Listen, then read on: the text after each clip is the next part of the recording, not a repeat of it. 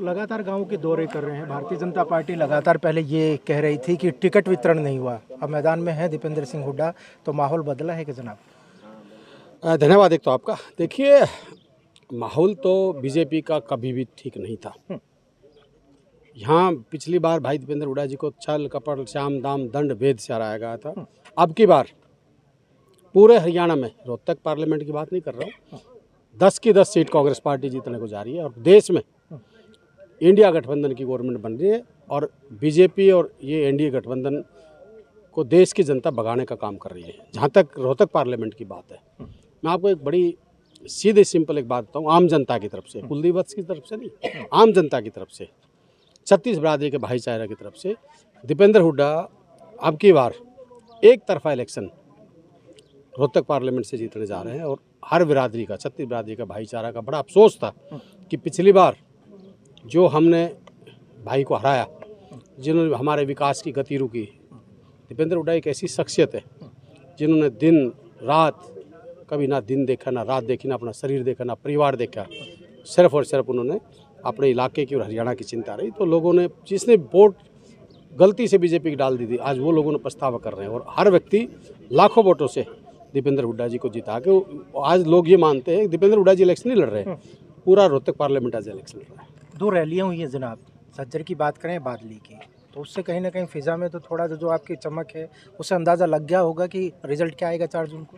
देखिए 4 जून को रिजल्ट जो आएगा, मैं हरियाणा का ही बता दूं, 10 की 10 सीट कांग्रेस जीत रही है और देश में इंडिया गठबंधन जीत रहा है। और आज की रैली थी मुख्यमंत्री जी की, कल खट्टर साहब की थी रैली झज्जर में, आपने खुद हालात देख लिए। जब 500 आदमी एक मुख्यमंत्री, पूर्व मुख्यमंत्री की रैली में इकट्ठे नहीं हो सकते, इस बात से आप अंदाज़ा लगा सकते हो कि बीजेपी और जेजेपी ने जो इस प्रदेश को लूटने का काम किया, लोगों के दिल में कितनी नफरत इन लोगों के प्रति। विधायक जी, जब भी गाँव में जा रहे हैं, हुड्डा का ऐसा कौन सा काम है जो लोग याद कर रहे हैं, जो 10 सालों में उन लोगों का नहीं हो पाया? देखिए, आज हम बाड़सा गाँव में खड़े हैं, बाड़सा गाँव आज देश के नहीं वर्ल्ड में भी बाड़सा गांव का नाम है।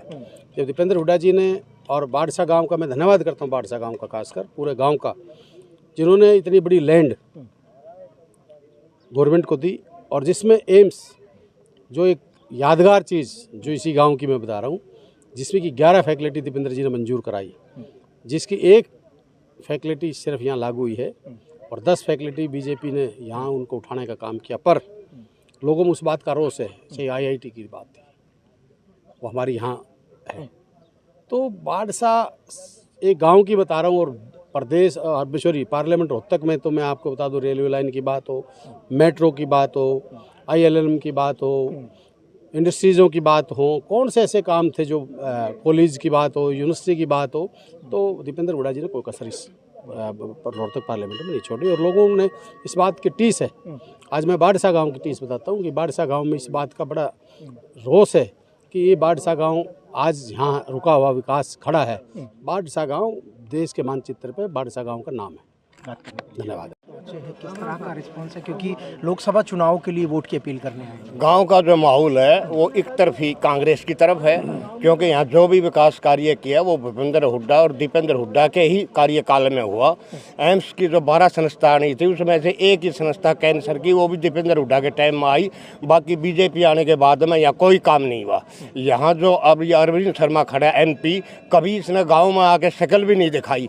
यहाँ पर ज़्यादा तबका किसान और मजदूर है। किसानों के हित की दीपेंद्र हुड्डा ने लोकसभा में आवाज़ उठाई। 750 किसान मरे, ये वहाँ भी पहुँचे। हमारी बेटियों के वहाँ कपड़े तारे गए, पहलवानों के, उनकी बेइज्जती की गई। गांव में पूरा रोष है, गांव में से उनका कति सफाया हो जाएगा। बीजेपी को यहाँ से कोई वोट नहीं मिलेगी।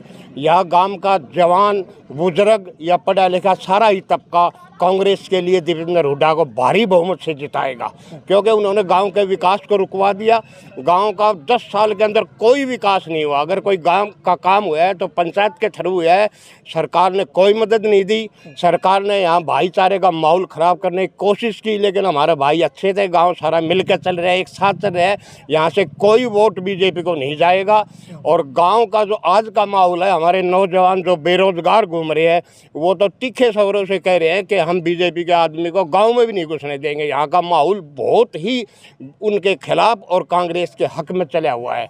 यहाँ की ज़्यादा से ज़्यादा वोट बीजेपी की बजाय कांग्रेस को मिलेगी, दीपेंद्र हुड्डा को मिलेगी। ठीक है, किस तरह का माहौल? आपका बहुत बहुत धन्यवाद। यहाँ पर जो है सारी की सारी वोटें जितनी भी हैं वो सभी कांग्रेस की हैं। जो दीपेंद्र हुड्डा ने इस गांव के लिए कर दिया, इस ब्लॉक के लिए कर दिया, वो कोई भी बीजेपी वाला नहीं कर पाएगा।